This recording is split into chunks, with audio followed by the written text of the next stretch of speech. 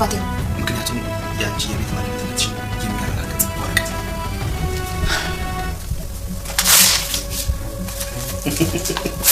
ተገለጸልኝ። ምርጫ ምንድን ነው? እስኪ ንገረኝ። እውነቱን መናገር ትችይ ነበር። ያንን ነገር ማድረግ አልችልም። ነግሬሃለሁ በተደጋጋሚ። እኔ እስር ቤት መግባት አልፈልግም። ይገሉብኛል። ማንን ነው የሚገሉብሽ? ይገሉብኛል አልሽ? ቆይ ባንቴሮ ነው የሚገሉት? ስሚ ሜቼን ይገሉብኛል። ቆይ ለምንድን ነው ወንድሜ ብለሽ ነው የምትጠሪኝ? ንገሪኛ፣ ለምንድን ነው ወንድሜ ብለሽ የምትጠሪኝ? ወንድሜ ስለሆንክ ነው። እንደዛ ብታስቢኝ ኖሮ የተፈጠረውን ነገር ያስጨነቀሽን ነገር መጥተሽ ትነግሪኝ ነበር። ግን ይሄ ላንቺ አንድ ተራ ዳዊት ነው። አቶ መሰለ እዚህ ነው? ምን? አዎ ሰውየው እዚህ ነው። እና ዴቭ አትጨነቅ፣ የዚህ ሰውዬ ጉዳይ ያከተመለት ነገር ይመስላል። የምርህን? እንደ ድሮ ነው። አቶ መሰለ ኮማ ላይ የገዛ ሰራተኛው ነው አሉ። የሰራውበትን ገንዘብ ከልክለኛል ብለው ጥይት ያርከፈከፈበት እኮ አቶ መሰለ ላይ ሰው ነው። ለምንድን ነው ማይተወኝ? ለምንድን ነው ህይወቴ እንዲኖር የማይፈቅድልኝ?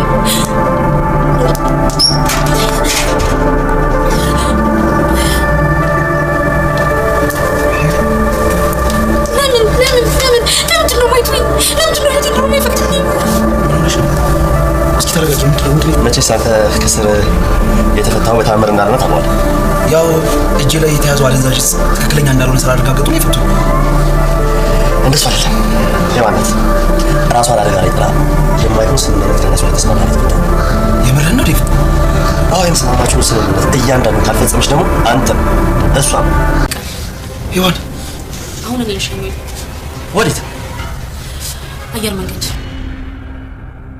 ሔዋን ወደ መጣችበት ወደ ውጭ ሀገር ለመመለስ ወስናና ቆርጣ ስለተነሳች ዴቭና ባንቴሮ እጅግ በጣም ደነገጡ። ያልጠበቁትና ያላሰቡት ነገር። ሔዋን የልጅነት ፍቅረኛዬን አግብቼ ከዴቭ ጋር ጥሩ ህይወት ትኖራለሁ ብላ ስታስብ ስትመኝ የነበረው ነገር ግን አልተሳካም። እንደውም ሌላ ችግር፣ ሌላ ጦስ ከቀን ወደ ቀን ችግር እየጨመረ እንጂ እየቀነሰ አልሄድ ሲላት ሳትወድ በግዷ ወደ ውጭ ልጇ ወዳለባት ለመሄድ ተገደደች። ሰላም ጤና ይስጥልኝ ውድና የተከበራችሁ በመላው ዓለም ያለች ኢትዮጵያውያን ተወላጆች፣ ለእግዚአብሔር ይመስገን ደህና ነኝ። ባሏ ሙሽራ ይዞባት የመጣው ሚስት ወይም ደግሞ ትንሿ ሙሽራ ክፍል 61 አብረን እናያለን። ሔዋን አለኝ የምትለው የወንድሟን ማስታወሻ ይት ሮዛ በአንድም በሌላም ሔዋንን በፍጥነት አስፈርማ ከሷ ልትቀበል ስትል ባንቴሮ ከየትም መጣ ሳይባል የፈረመችላትን ወረቀት ተቀብሎ ቀዳዶታል። ይህ ነገር ለአንቺ ምን ያክል ዋጋ እንዳለው አውቃለሁ። ይሄ ደግሞ አንቺን የቤት ባለቤትነሽን የሚያረጋግጥ ወረቀት መሆኑን አውቃለሁ ማለት ብጭቅጭቁን ሲያወጣው ሮዛ ልቧ ሰንጥቅ ነው ያለው። ባለቤት ሆናለሁ ብላ ስፍስፍ ስትል አዝናለሁ፣ ባለቤት ልትሆኝ አትችይም። ዴቭ ሔዋንን ደግሜ ላጣሽ አልፈልግም፣ ለሕግም ሆነ ለሕሊናሽ የማይጠቅም ስራ ትስሪ፣ ይገሉብኛል እያለች ስትጨነቅ የነበረ ዴቭ ማንን ነው የሚገሉብሽ? ባንቴሮን ነው። እሷም የምትናገረው መልስ ታጣለች። ዳዊት ሔዋን ውጭ ልጅ እንዳላት አያውቅም። እሷም ጊዜው ገና ነው አልነገርም ስለምትል ስላልነገረችው የሚያውቀው ነገር የለም። አይ ባንቴሮን ሳይሆን እኔ ራሴን ስሜቴን ይገሉብኛል ብዬ ነው። ዴቭም ስሜቴን የምትለው ነገር ስላላሳመነው ከአጠገቧ ጥሏት ይሄዳል። ምክንያቱም ለባንቴሮ ያላት ነገር ትንሽ ለየት ያለ ስለሆነ።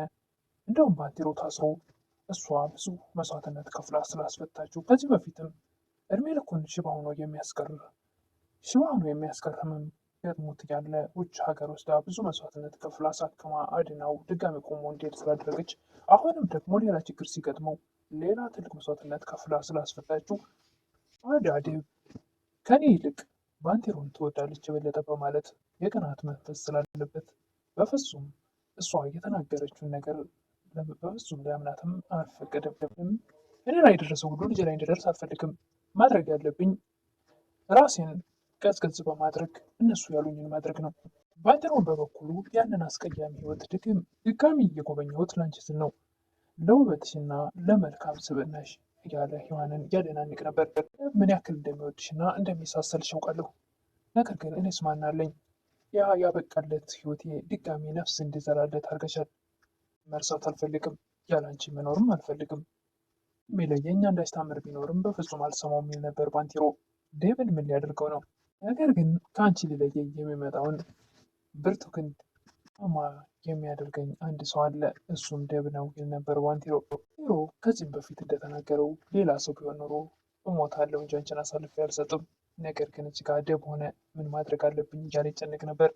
ባንቴሮ ሔዋንን ለማንም አሳልፎ መስጠት አይፈልግም። ነገር ግን ደግሞ እዚህ ጋር ደብን ባለውለታውም ስለሆነ ምንም ማድረግ አይችልም።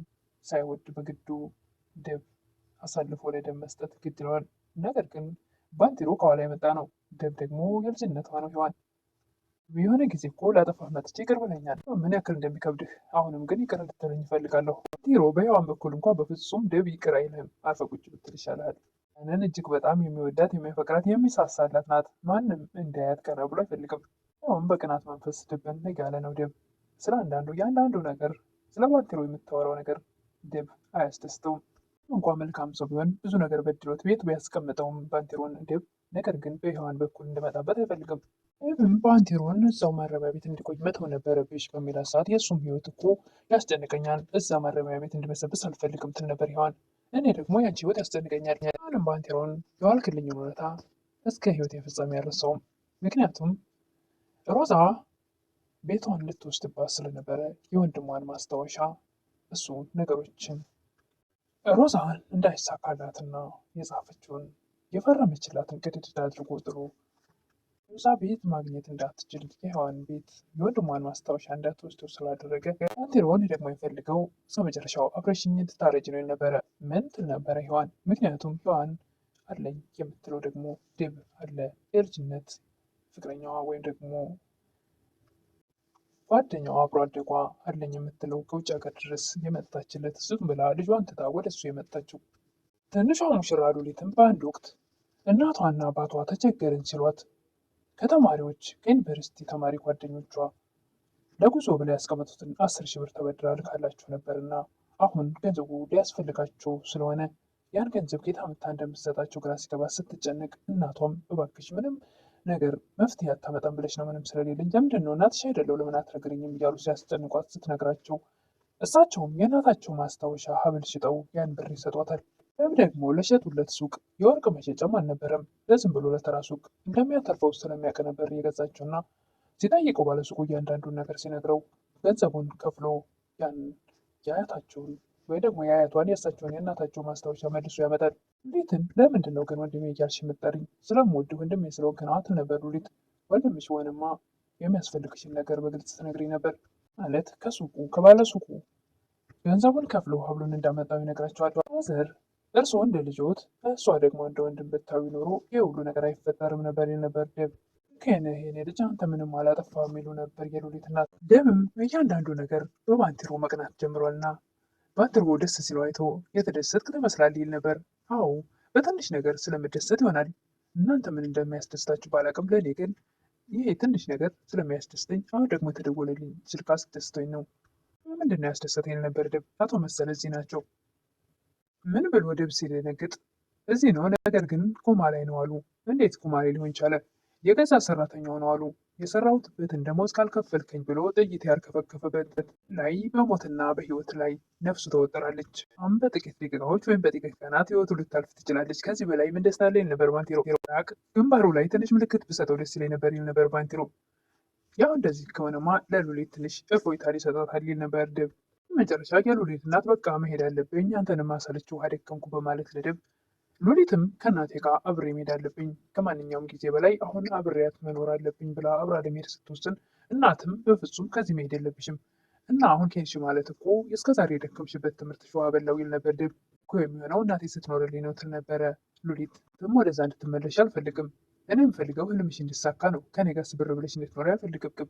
እኔ እኮ እንደ አባቴ አንቺን ደግሞ ማጣት አልፈልግም። ትናፍቅኛለች ትል ነበር። ታስቢ ለእኔ የአንድ ዘመዳችን ልጅ ደግሞ አብሮኝ እንደሚያደርግ አልገብተውልኛል። ሔዋንም ዛሬ ወደ ውጭ እንደምትበር ተደውሎ ይነገራታል። ዛሬ ትል ነበረ ደንግጣ። ሔዋንም ለልጇ ደብዳቤ ትጽፍ ነበር። ልጇ ደብዳቤ እየጻፈች የኔ ልጅ እንዴት እንደናፈቀኝ ብታይ፣ ወይም ከአንዱ እስር ቤት ቁርጥም ብዬ ታገኘኝ ይሆናል ወይ ደግሞ በመጨረሻም ሔዋን ለልጇ ደብዳቤዋን ጽፋ ከጨረሰች በኋላ ወደ ውጭ እንደምትሄድ ሻንጣዋን ይዛ ወደ ውጭ ስትወጣ ደብና ባንቴሮ እጅግ በጣም ደነገጡ። ወዴት ልትሄጂ ነው? ወደ ኤርፖርት ስትላቸው ያልጠበቁትና ያላሰቡት ነገር ድንገተኛ ስለሆነባቸው ደንግጠዋል። እሷም በድንገት ነበር ተደውሎ ዛሬውኑ ሂጂ የተባለችው። ሔዋንን በአንድም በሌላም ብለው ባንቴሮና ደብ ማስቀረት ይችላሉ ወይስ ደግሞ ወስና ቆርጣ ትሄዳለች? በእርግጥ መቅረት አትችልም። ምክንያቱም ልጇን እዛ ጋር ሊያስሩባት ወይም ደግሞ የሆነ ነገር ሊያደርጉባት ይችላሉ። ልጇን አሲዛ ነው ባንቴሮን ከስር ያስፈታችውና ሔዋን እንግዲህ የዛሬው ቪዲዮ ይህን ይመስል ነበር። ትንሿ ሙሽራ ወይ ደግሞ ባሏ ሙሽራ ይዞባት የመጣው ሚስት ክፍል 61 ይህን ይመስል ነበር።